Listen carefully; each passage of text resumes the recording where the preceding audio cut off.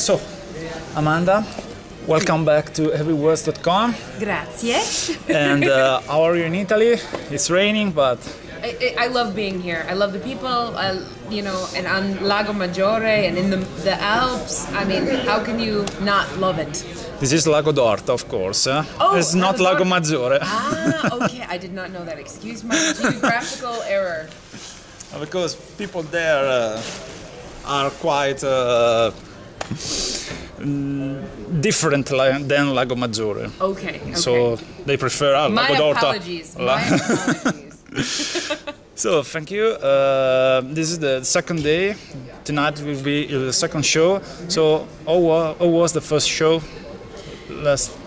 It was very nice. It was very cozy. Felt like I was in the living room, performing with friends, just jamming. So it was very nice. Okay, so talking about your solo career. So Windows released in 2009. Mm-hmm. So are you working on something new? Yes, I'm always working on something new. But this time it is a big something new and something that has been talked about for several years now. I can't quite go into detail yet, but within the next week or two, I'll be able to post it and make it official. But it will be always in Windows direction, musical direction? No, it's not going to be in Windows direction. It's more metal, more... Perhaps. Perhaps.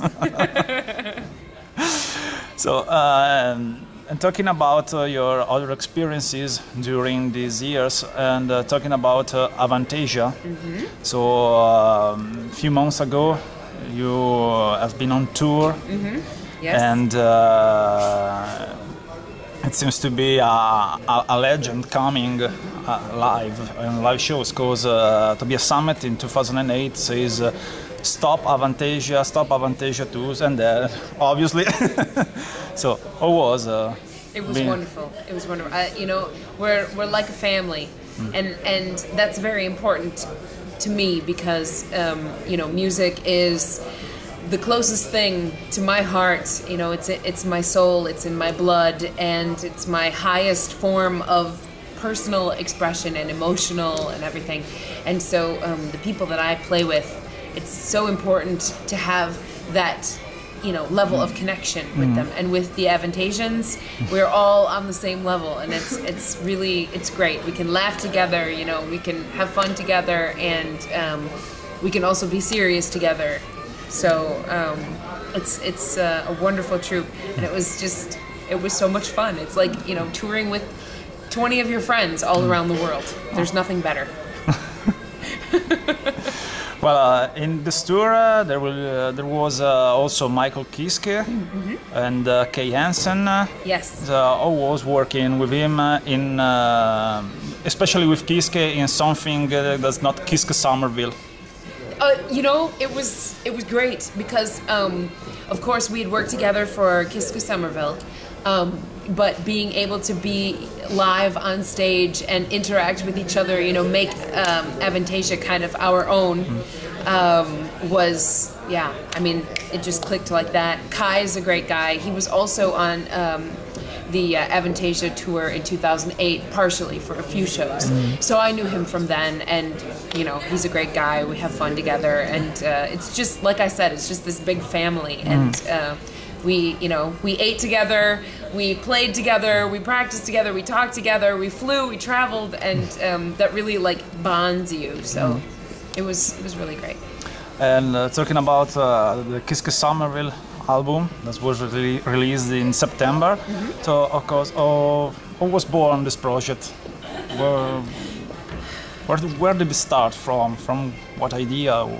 So. Well, actually, it started as an idea of Serafino Perugino's from Frontiers Records, yes. Right, and he's done a lot of things with Michael Kiska throughout the years, and he had this idea to feature him with in a duet kind of setting, and he put Matt Sinner in charge, you know, as the producer, and to choose the musicians and things, be in charge of the songwriting and all of that.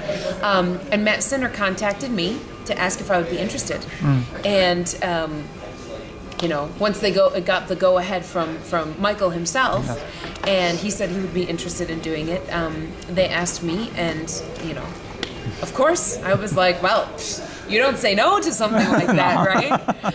I asked to hear a few of the songs, and I thought it was cool, and I liked the material, and it was a great opportunity for me to finally work directly with Michael Kiska, because I'd worked with him, you know, indirectly, like on Aina, you know, he sang on Aina and Avantasia, and so when we got together, the first time when we met together doing the video shoots, that was the first time we'd met actually face to face, and we got to talking, and he said, and I was like, yeah, I was doing the video blog, and I'm like, yeah, we've worked together, you know, on Aina and stuff, and he's like, Aina?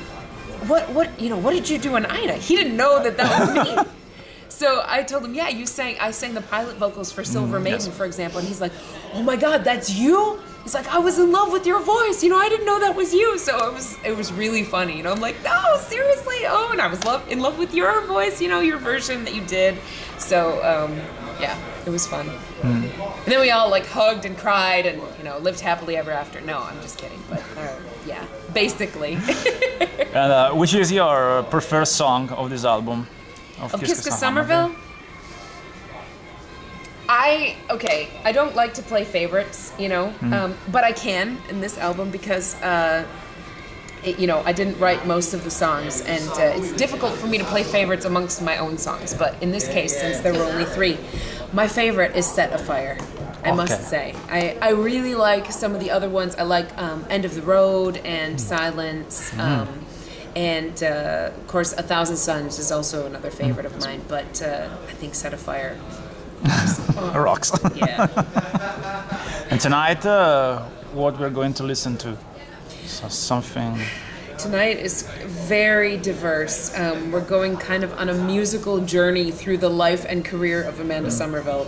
So we're starting, you know, with kind of very quiet and with some of the first music that I released, that I wrote and that I released, and working our way up to the harder, heavier, like more recent stuff. Okay. Yeah, so it's kind of a safari without elephants. Well, I don't know. Lions and tigers and bears, but yeah. Well, on this tour, you have the opportunity to work with other musicians, like was Simon, for example. So, how do you choose your musicians? How do you? Well, like I mentioned, I'm a very family-oriented person, and especially with music. And so, you know, I've worked with Simon at the Gate Studios for years. He came to us, I think, in 2005.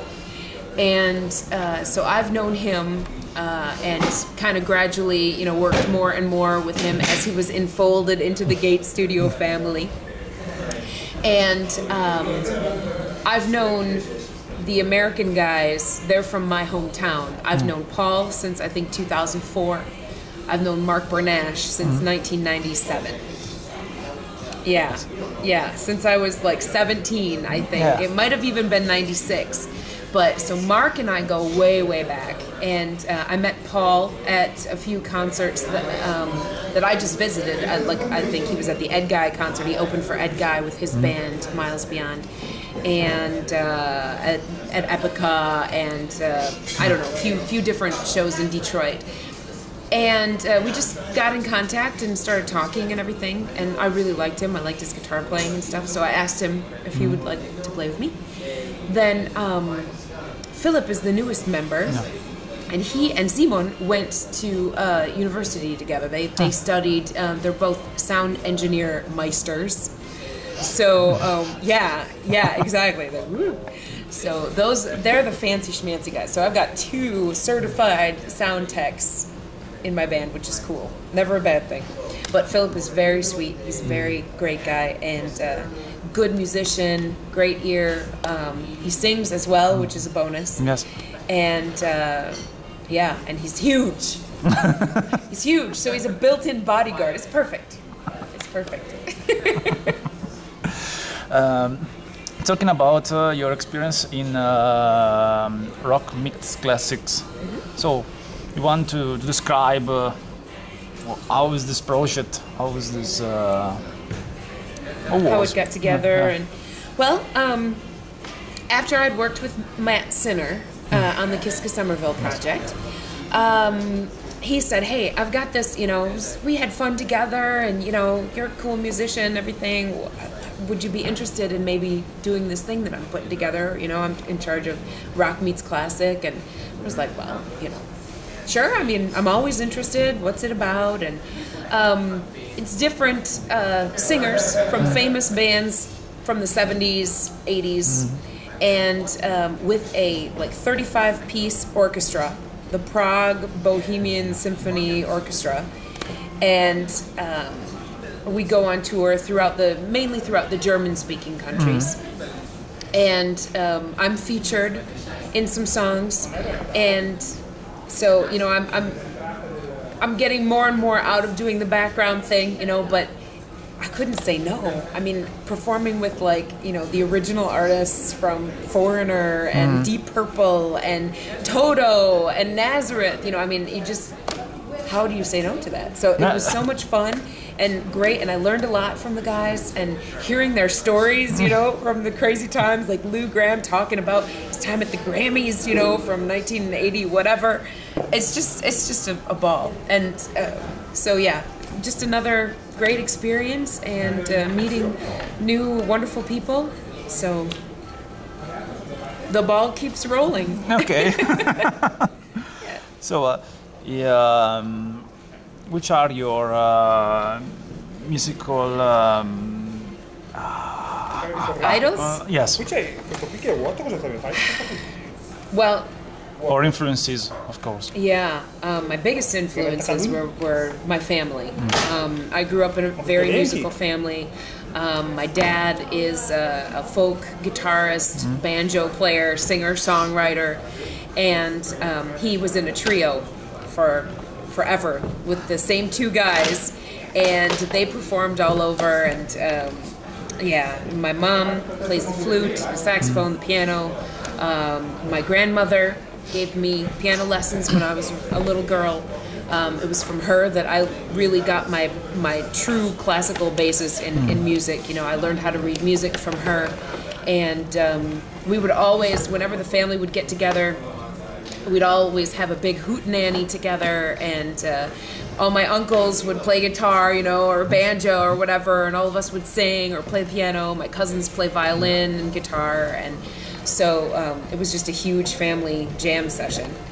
And I grew up listening to a lot of folk music. My dad's more like the, you know, folk and the clean cut like American artists like the Beach Boys and things, you know. My mom was more the rock and roll chick. She listened to Black Sabbath and Pink Floyd and jazz. She liked a lot of jazz and stuff because my uncle on her side of the family actually played with Sammy Davis Jr. He's a piano player, and I know him very well. My great uncle, who just passed away, unfortunately, but he was a great jazz musician. So, you know, it's I just grew up with that, and personally, my big idol, biggest influence is probably Paul Simon. I think he's incredible as, you know, as a writer, as a producer, as a singer, a vocalist, as a songwriter. He's just incredible. He can do it all, and that's what's most impressive to me, I think.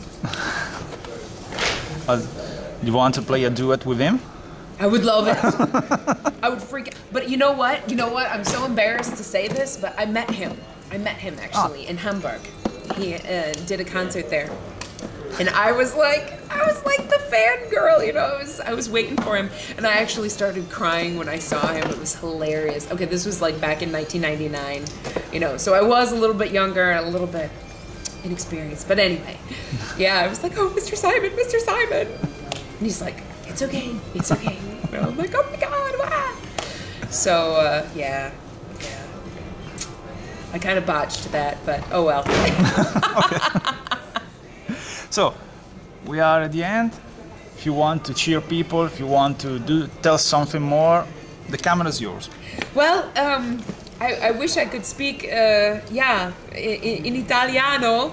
Mi dispiace. I must speak in English, but I would say, ciao, Italia, and my lovely Italian friends, any of you watching this, thank you very much for all of your support, and I hope to see you soon at a concert back in Italia. Okay.